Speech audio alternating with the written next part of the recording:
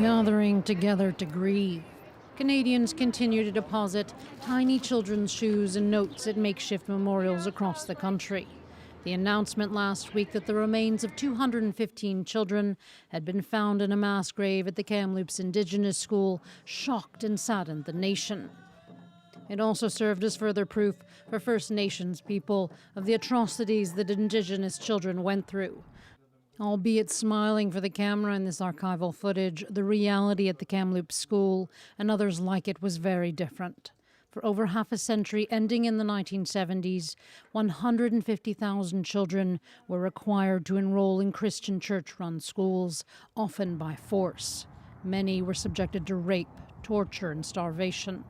Thousands never returned home. Not only do I grieve for them, but I grieve for my mother. She's not, my late mother, because she went through a residential school and she experienced a lot of those things. If you go across the country and in all the residential schools and you do investigation and use the technology to search, you will find a lot more. So that was a video clip by one of the many mainstream media outlets who were basically saying that an evil Catholic high school in Canada, run by evil nuns, had treated poor Indigenous children terribly, and then when they died, they buried them underneath the school in unmarked graves. Now that all turned out to be false, and for some reason, just in recent days, it's picked up steam. A lot of people are talking about this on social media. I think it may be because they feel that actually it needs to be called out a bit more.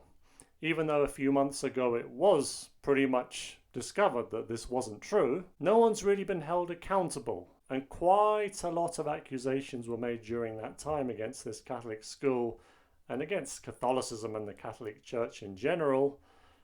And now that we know it was all nonsense, fake, a hoax, has anybody apologized for it? I don't know if you remember a young man by the name of Nick Sandman. Once again, it was kind of Catholicism against Indigenous people. And in this case, he was there with his school group, and there was some video footage of him basically just looking at a Native American elder and smiling as this man was kind of chanting and playing some kind of a Native American chant at him. And he was made to look like a supervillain by the media. This evil, arrogant white kid who's mocking this poor Native American elder, when actually it turned out that wasn't the case at all. He was there with a school group who just went there for a pro-life march. These Native American elders had their own event that was going on nearby. There were also some other people there, I think called Black Hebrew Israelites or something like that, having their own little protest, and they were actually apparently really rude and racist to some of those boys from the Covington Catholic High School. But of course that didn't matter to the media. They had a certain narrative, and that was to make the Covington Catholic High School boys the evil villains, and that's what they did. And that's what they've done here with this whole story. And I'm going to go through this article now that really does show you just to what kind of lengths people went for something that was completely false. It was just all nonsense, complete nonsense and lies. This is from The Federalist, and the title is "The Discovery of Mass Graves of Indigenous Canadian Children Was Actually a Massive Hoax." And there you actually see a picture of a church burning. Now I don't know if this is just a generic picture or if this is actually one of the churches that were burned in protest about this, but there were a number of churches that were burned, as you're about to see. 3 years ago, a major story broke in Canada that seemed to confirm every left-wing prejudice against Christians imaginable. A mass grave containing the remains of Indigenous children was supposedly discovered on the grounds of what had once been a government boarding school run by the Catholic Church. It turns out the whole thing was a hoax, a modern-day blood libel against Christians that ended with at least 85 Catholic churches across Canada destroyed by arson, vandalized, or desecrated. Canadian political and civil society leaders cheered on this destruction and then doled out hundreds of millions of dollars to investigate the mass graves and create a support fund for Indigenous people. To this day, no human remains have been recovered at the site of the alleged mass grave, despite nearly $8 million spent looking for them. You won't hear the corporate press report on this story now, but in the summer of 2021 it was everywhere. And no wonder, it had all the elements of a just so story.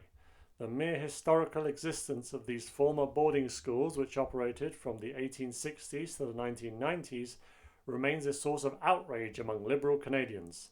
The residential school system, as it was called, often separated Indigenous Canadian children from their families and communities, forcing them to attend chronically underfunded government schools, the purpose of which was to assimilate and acculturate Indigenous Canadians into European Canadian society.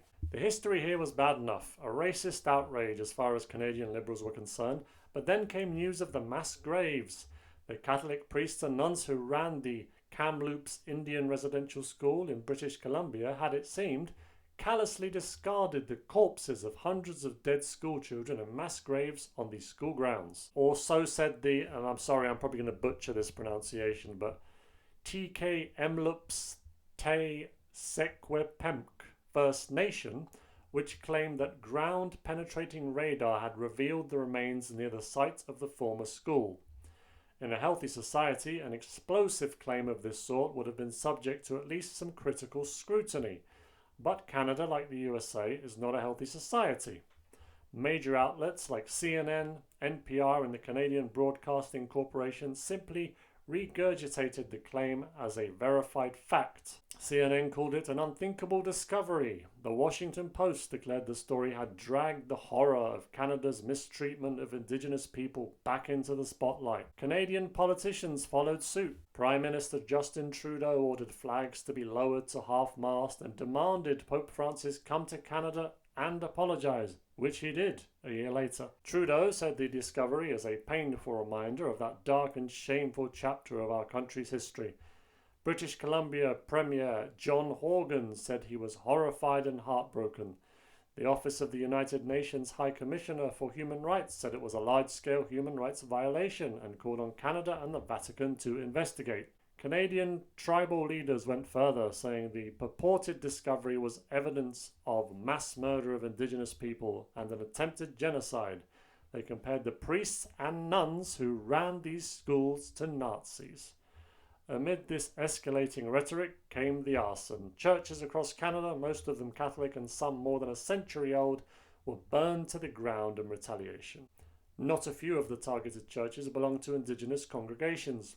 Many of them were beautiful historic churches. One was a Coptic Orthodox church. Never mind that, the Coptic Orthodox church had no historical connection to Canada's residential schools. Churches that weren't completely destroyed were vandalized, many of them with the words "Charge the Priests" scrawled in red paint. In many cases, local law enforcement had no comment.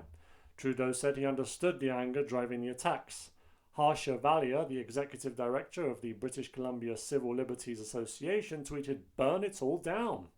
It was pretty obvious at the time that this was all a moral panic, ginned up by an Indigenous tribe and cheered on by liberal elites who hate Western civilization in general and Christianity in particular. As my erstwhile Federalist colleague Chris Bedford reported at the time, the mass unmarked grave at Kamloops and the hundreds of other such graves supposedly discovered at the site of other former schools that summer were not what the outraged left said they were. In almost every case, they weren't mass graves, but individual graves, and they were located in cemeteries. The reason the graves are unmarked is that the wooden crosses used to mark them and the fence that kept them safe decayed, Bedford wrote. In other words, people have found that an old cemetery contained bodies. It's worth noting that they used wooden crosses because the government refused to pay for headstones. It's also worth noting that these cemeteries don't just contain the graves of school children, but also of priests and nuns and other members of these communities. Indeed, many of these old cemeteries with unmarked individual graves were detailed in a Truth and Reconciliation Commission report released nearly a decade ago. So there was no cover-up and no mass graves, just a complicated and nuanced history. But it's a history Canada's ruling political and media elite aren't interested in exploring honestly. Today, nearly 3 years after dozens of churches across Canada and a few in the US were destroyed, there is not a shred of physical evidence for the claims that kicked off the hoax, despite millions of dollars spent on fieldwork, record searches, and securing the residential school grounds at Kamloops. How could this be, after all? And again, they have to put that name there. I really can't pronounce it, so I'm not going to this time.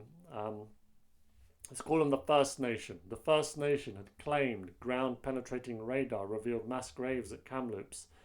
Chief Roseanne Casimir said at a news conference, "It's a harsh reality and it's our truth, it's our history. And it's something that we've always had to fight to prove. To me, it's always been a horrible, horrible history."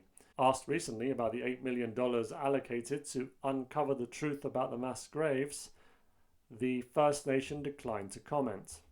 The whole thing, it turns out, was a rank fiction, a blood libel cooked up to peddle historical grievances, provoke a moral panic, and demonize the Catholic Church and all Anglo-Canadians. It worked, and now 3 years later you won't hear a word from the politicians, media outlets, and liberal activists who perpetrated it. So there you go, folks. It was all nonsense. And this article outlines very well just the kind of things that were done, the accusations that were made, the amount of money that was spent. And now that it's all proven to be false, the Catholic Church isn't going to get an apology, are they? Like Trudeau demanded Pope Francis apologize. And that's the trouble, that these folks, that side, they never apologize. The liberal wokists never say sorry, because as far as they're concerned, they're never wrong, even when they are wrong. And even when they are wrong, they'll probably justify it by saying, well, sometimes, you've got to lie about certain things for the greater good. This was a horrendous lie about the Catholic Church and about this Catholic school, about these priests and nuns who work there. And a lot of people probably don't even realize that it wasn't true. Because when you put out the original story, it gets loads of attention. When you later retract it, not as many people seem to see that retraction. They don't even realize it had happened. Let me know what you think about this, folks. Any Canadians in particular, if you have any thoughts about this, do let me know. Thank you very much for watching the video. Have a blessed day.